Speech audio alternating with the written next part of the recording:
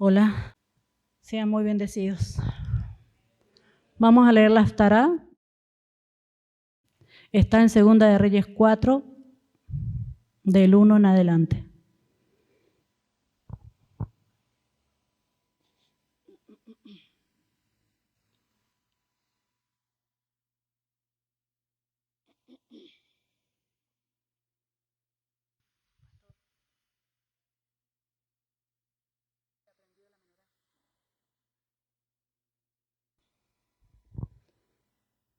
¿Listo? ¿Todos llegaron?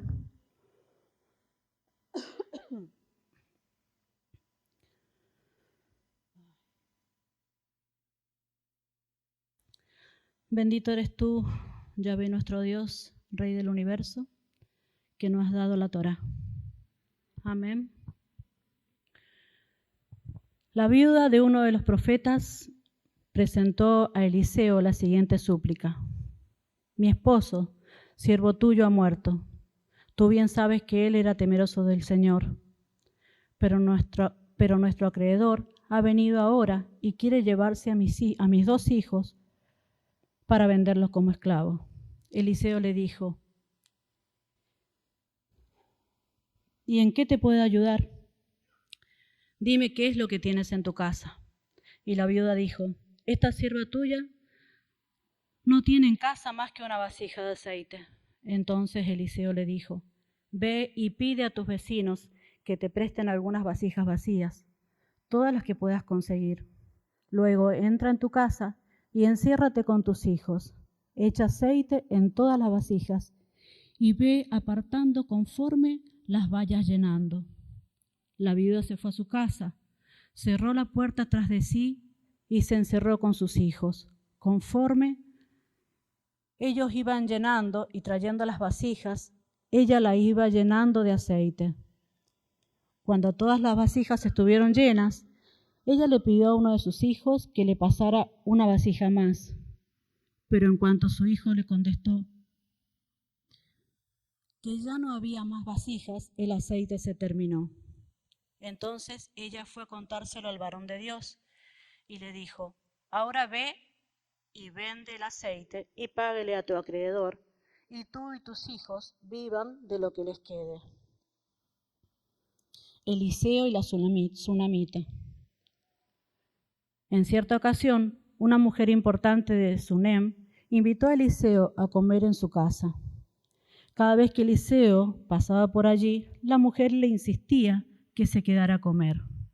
Y a su marido le dijo, ¿Sabes de qué me he dado cuenta?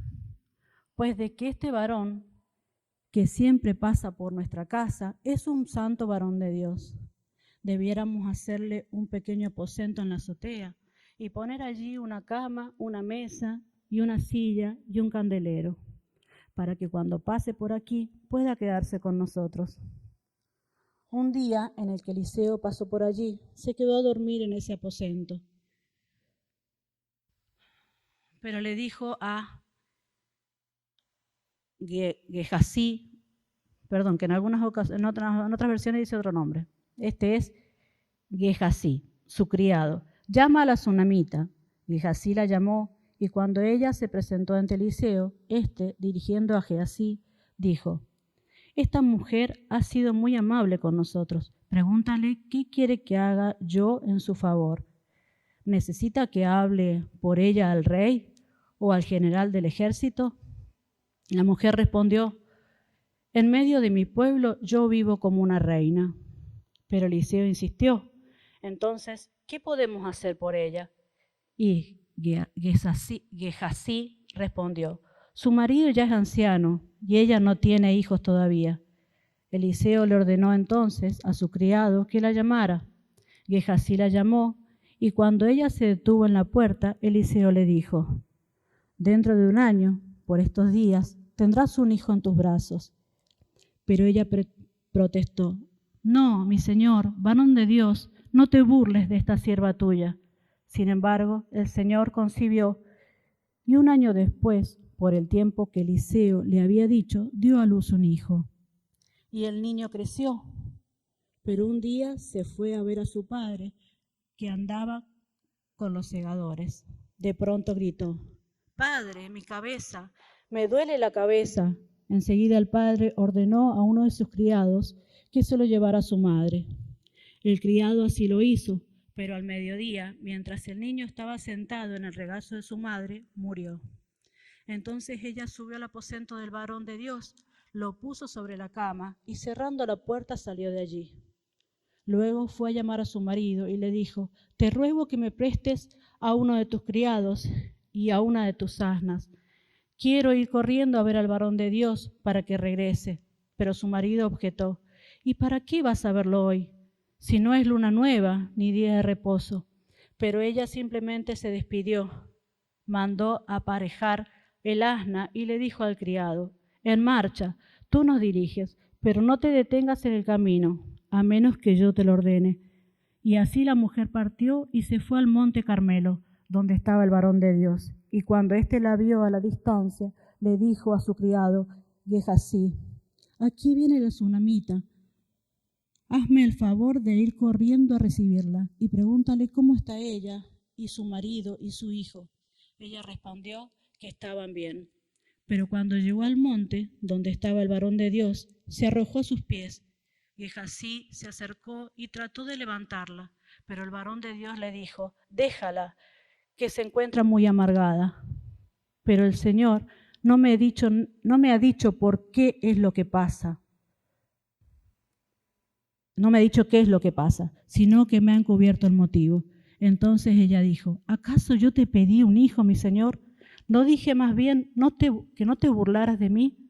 Entonces Eliseo le dijo a Gehazi: «Cíñete la ropa, toma mi bastón y ponte en marcha. Si te encuentras con alguien, no lo saludes.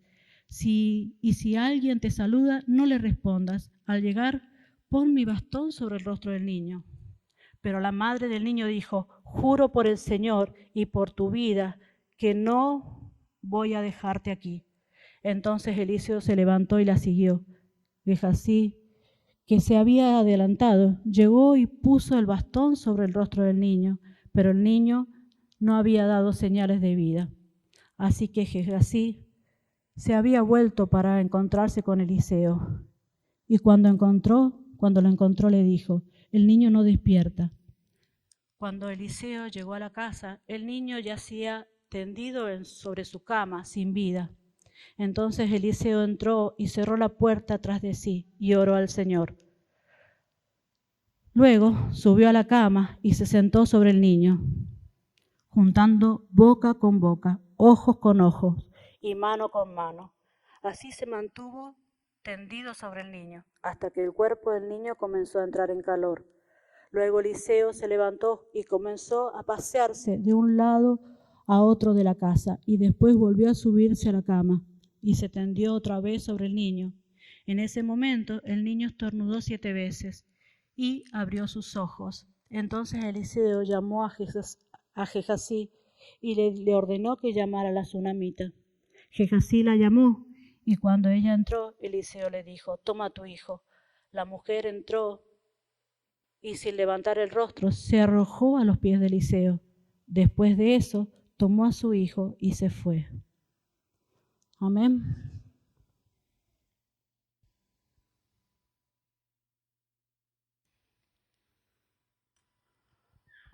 Bueno, esta palabra de Segunda de Reyes 4 siempre me ha tocado mucho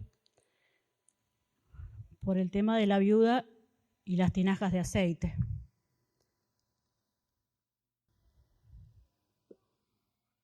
Porque lo que me llamó mucho la atención, que la mujer apenas falleció el varón de Dios, que era su marido, era uno de los que estaba con el profeta. Y le dijo: el siervo tuyo, mi esposo ha fallecido. Y hay un acreedor que quiere llevarse a mis hijos como esclavos. ¿Ustedes saben que cuando uno le debe algo a otra persona, se hace esclavo de esa persona? ¿Sabían eso? Entonces tiene el derecho de llevarse algo por la deuda. Me llama mucho la atención que esta mujer, la viuda, cuando el profeta le pregunta qué tiene en su casa, lo primero que ella responde, nada. Y muchas veces somos así, no somos capaces de ver un poquito más allá de lo que no vemos, no queremos ver cuando estamos mal. Cuando nosotros estamos en una circunstancia decimos, no, ¿qué voy a hacer? No tengo nada. Lo primero que largamos la palabra nada. En otras versiones sale que ella dice nada y después dice nada más que, entonces dice unas tinajas de aceite. Y él le dice, bueno, ve y pide todas las tinajas a tus vecinos, todas las que consigas, que no sean pocas, dice en una versión, que no sean pocas. Entra en tu casa tú y tus hijos y empieza a llenar las vasijas y ve apartando las que están llenas. Y ahí veía cómo una familia trabaja en equipo. Mientras los hijos iban a buscar las tinajas, la mujer estaba llenando las vasijas. Y el aceite empezó a cesar cuando se acabaron las vasijas.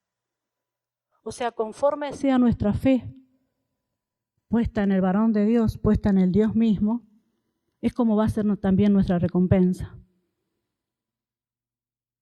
Esto siempre me lo hacía ver el Eterno. ¿Cuánta confianza le estamos teniendo al Dios eterno para que Él pueda sorprendernos y hacer grandes cosas? Porque el profeta se lo dijo, que no sean pocas, trae todas las que puedas. ¿Y le resolvió o no le resolvió el problema a la viuda? Vendió las vasijas. Bueno, y lo que sobre ahora pueden comer. Entonces lo importante que es realmente confiar en un varón de Dios, realmente consultar al varón de Dios de las decisiones que tomemos. Porque como que ahora se ha perdido eso, ¿no? Creo que la iglesia únicamente está, o los pastores están puestos solamente para dirigir una congregación o una asamblea, pero poco se los consulta en las decisiones que se toman en sus casas. Y no es que queremos, como siempre les digo, enterarnos de todo lo que pasa en su casa, porque nosotros estamos para enseñar. Y como estamos para enseñar, se supone que ustedes deben aprender. Y cuando hay un problema como esta mujer, dijo, mi marido me dejó deudas y me quieren llevar a mis hijos. Fue y consultó al profeta, fue y consultó al varón de Dios, porque lo reconoció el manto de autoridad que había sobre él.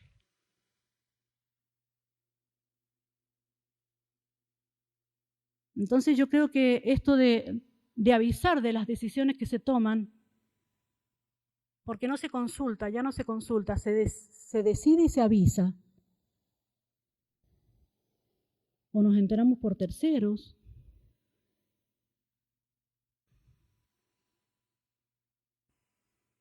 Y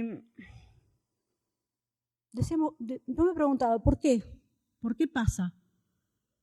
¿Por qué pasa esto de que ahora directamente no se confía? ¿Por qué directamente no se consulta?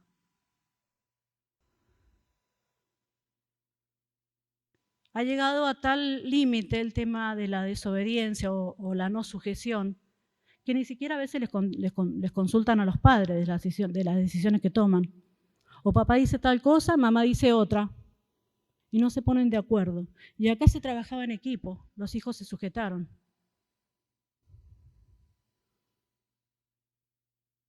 Entonces creo que el gobierno de Dios, el gobierno del Eterno, en nuestras casas tiene que ser tan visible que la autoridad de cada casa es el papá y la mamá, no los hijos. Los hijos no ordenan, no piden que se hagan las cosas como ellos quieren, porque ellos poco saben, porque necesitan un guía, un tutor.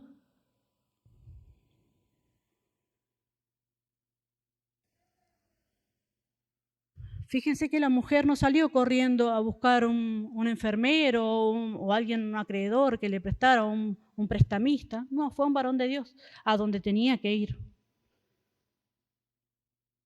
Primero un consejero. En la palabra segunda de Crónicas 20:20 dice: confiad en Dios y estaréis seguros. Creed a los profetas y seréis prosperados.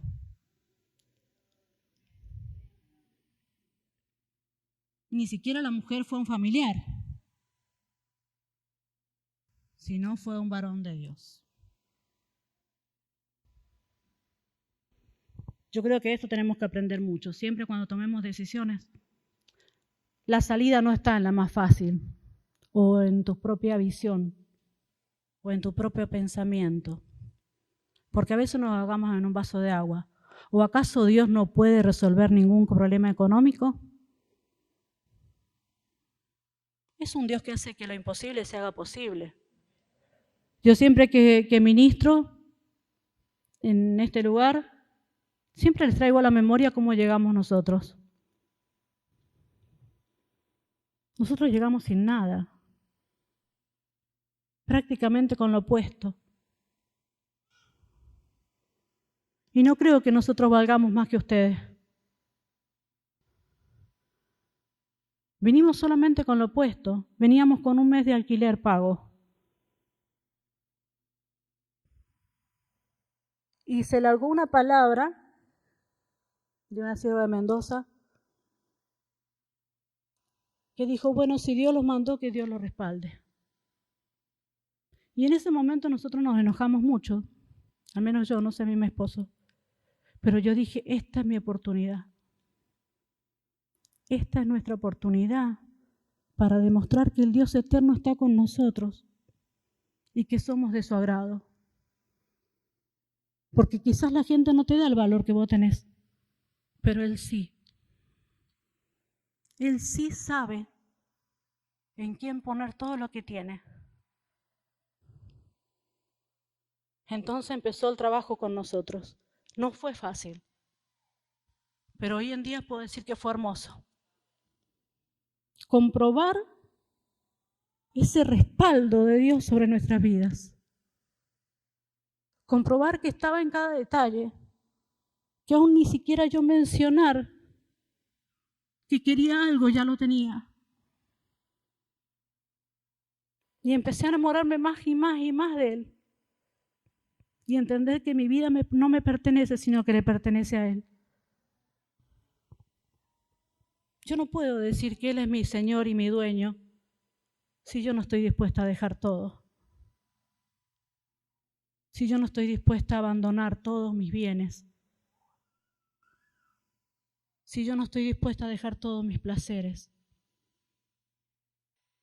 Porque hasta el apóstol venía a nuestra casa y nos decía: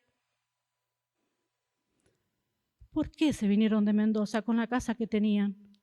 Miren cómo están viviendo ahora. Yo decía: ¿qué tiene de malo? Tengo un techo que no se llueve. Tengo a mis hijos conmigo. ¿Qué tiene de malo? Si Él está con nosotros, ¿qué importa? Él me enseñó a vivir tanto en la riqueza como en la pobreza.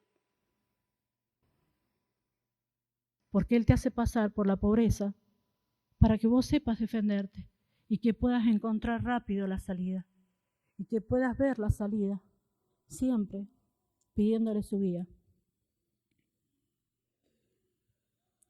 Y en la segunda parte, donde habla de la tsunamita, ahí encontré realmente lo que se asemeja o lo que conecta con la parashá. Esta mujer de la tsunamita no tenía descendientes. Sin embargo, ella en su, se puede decir, vaciedad, no tenía descendientes. Servía al hombre de Dios. Lo servía, se preocupó. ¿Cómo lo trataba el esposo? Decía: te ruego que hagamos un aposento para el siervo de Dios. Me he dado cuenta que es un siervo de Dios. Se preocupó dijo, instalémosle una cama, una silla, una mesa, un candelabro, para que él pueda reposar en esta casa. Me hacía acordar a David cuando se preocupaba porque el arca estuviera en su poder. Sin embargo, ahora se ha denigrado tanto, volvemos al hombre de Dios, que ya mientras más lejos mejor. El pastor hace veces chiste con eso de que no lo invitan a comer. Pero es entendible, ¿eh? Al apóstol también le pasa, o sea, mientras menos se entere el apóstol de lo que está pasando en casa, mejor.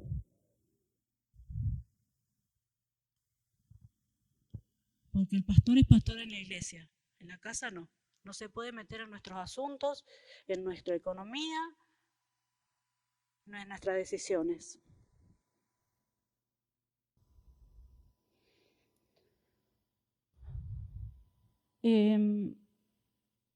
Busqué un versículo que está en Juan 11:40.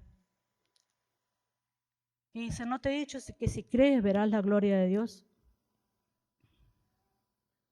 Acá se trata solamente de creer que las autoridades han sido puestas por Dios, de que Dios nunca te va a dejar con una vaciedad. Traer un niño, si lo había hecho con Abraham, o Abraham no era anciano, Sara no era anciana, y ahí está la conexión, ¿no? A esta mujer, ella se ve que era joven, pero su esposo era anciano. Y sin embargo le dijo, a 1 año vos vas a estar cargando a un niño en tus brazos.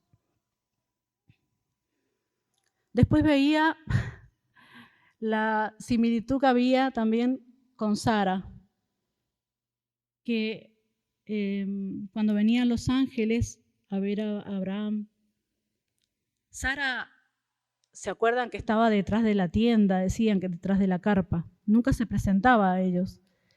Y esta mujer, cuando la manda a llamar el profeta, dice que se quedó en la puerta. Digo, ¿por qué ese detalle de la puerta? No entró al aposento del profeta. Entonces podía ver el decoro de la mujer. Porque si no se podría pensar que la mujer tuvo relaciones con el profeta y es así que se quedó embarazada.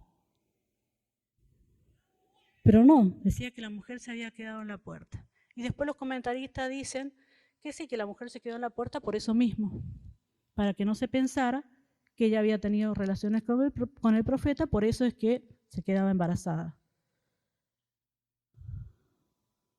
Digo yo, como en todo, Dios te va dando un pantallazo de cómo tenemos que ser, ¿no? La mujer cuando le dice hagamos, le está diciendo al varón, a su esposo, hagamos un aposento para el profeta. No le dijo, yo creo que este es un varón de Dios, así que yo le voy a hacer, y no me importa lo que vos digas, yo le voy a hacer un aposento. No, así todo, a pesar de que del hombre se dedicaba mucho a la agricultura, ella lo hizo parte. Ella en cierta forma se aseguraba que hubiera una cobertura espiritual, que hubiera un varón de Dios en su casa. Entonces las mujeres tenemos que orar mucho por el varón de la casa. No pelearlo, ni cuestionarle, ni querer dirigirle la vida, sino orar para que ese varón realmente tome la posición que tiene que ser, un sacerdote. Un sacerdote de Dios. Y yo les puedo decir que eso pasa, sí pasa, sí pasa. Porque por mucho tiempo a mí me decían que yo era la que estaba a cargo del ministerio. Que si no era por mí, esto no funcionaba.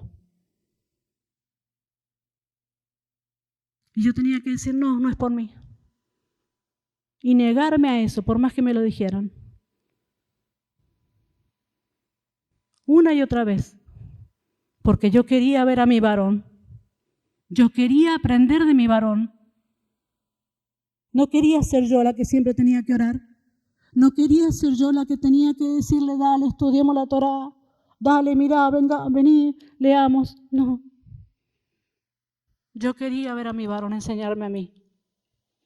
Y hoy en día puedo decir, darle toda la gloria a él, porque sé que Dios lo ha levantado. Como el varón que yo necesito, como el varón que necesita esta asamblea, como el varón que necesitan mis hijos.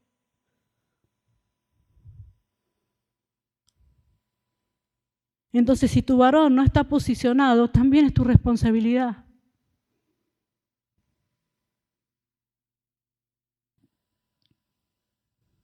Sé que se hace con esmero y con la confianza puesta en Dios, que Él lo va a hacer. Él te va a traer un varón. La mujer siempre está para acercar al varón a Dios, no para alejarlo. Si la mujer en la que vos has puesto los ojos te aleja de la presencia de Dios, no es la mujer. Si el varón en el que vos has puesto tus ojos te aleja de la presencia de Dios, no es el varón.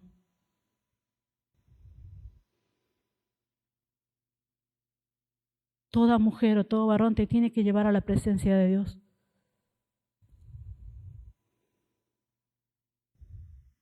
Y si por mucho tiempo pensaste, bueno, cada uno tiene su tiempo, no es el tiempo de Dios. Creo que ahí está el error, creer que no es el tiempo de Dios. Que el tiempo de Dios nos sorprenda.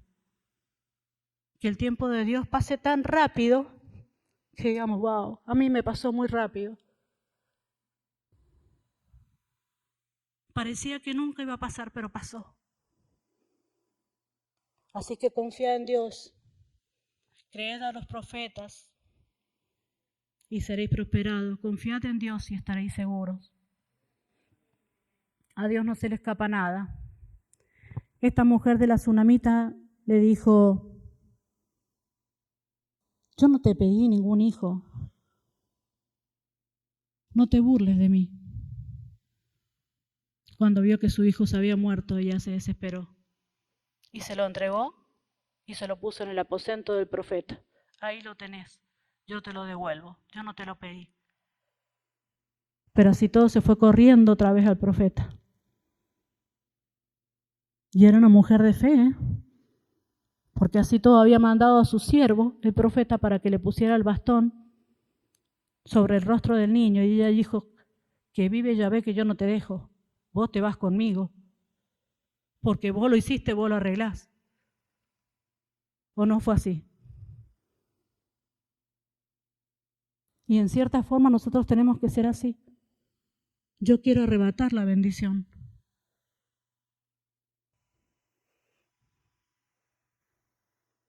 Abraham sabía que también ya era muy anciano para tener hijos, y sin embargo, si Dios se lo dio, y había creído en la promesa que iba a ser padre de generaciones, por más que le pidiera a Isaac, él ya sabía que Dios tenía un propósito, él tenía un plan. Él no sabía qué iba a pasar, pero estuvo dispuesto a entregar su hijo. Él sabía, y a veces Dios no nos tiene que decir todo. A veces pretendemos tener la respuesta para todo. Sin embargo, Dios te comunica lo que quiere comunicarte. No tiene por qué decirte todo lo que va a hacer.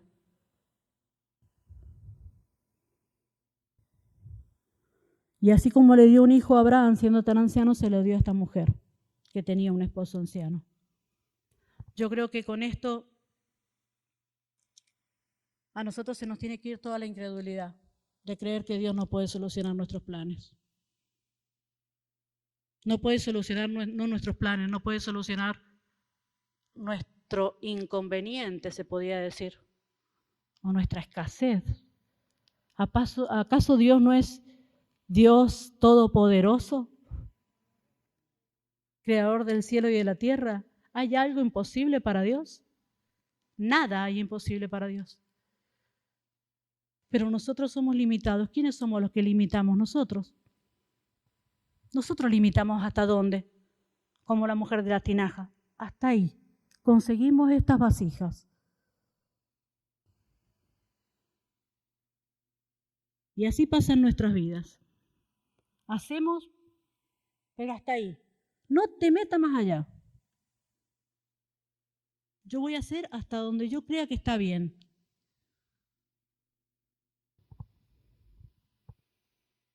Otra similitud que había era que la sunamita era hospedadora, como Abraham. Que la tienda de Abraham dice que tenía todas ¿cómo se dice? Era sin paredes. La tienda era sin paredes, estaba abierta en los 4 lados. Digamos así.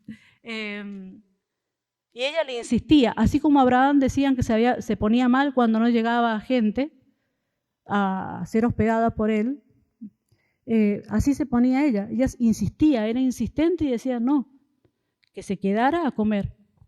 Esa es otra. Y dicen que los sabios dicen que el hospedar es una especie de sedacá. Miren que está la justicia social que uno da y según cómo da, recibe. Entonces el profeta estaba desesperado por decirle, ¿qué te ayudo? Voy a hablar con el rey, intercedo con vos en el ejército, ¿qué hago? Él la quería bendecir. Entonces nos damos cuenta de que cuando uno es servidor, Dios siempre hace milagros en nuestra vida. Dios siempre sabe lo que nosotros necesitamos y nos da más allá de lo que nosotros pedimos, como esta mujer que le dio un hijo. Entonces, abrámonos. Tenemos la oportunidad de que viene gente de Mendoza. Está bien, muchos nos van a poder hospedar, pero sean hospitalarios, sean dadores, den la bienvenida como corresponde a un enviado de Dios, porque todas esas personas son enviadas por Dios. Más allá de que nosotros las necesitamos, son enviados de Dios. Y nuestra recompensa va a llegar. Así que bueno, yo les doy muchas gracias por haberme escuchado y espero haberles sido de bendición.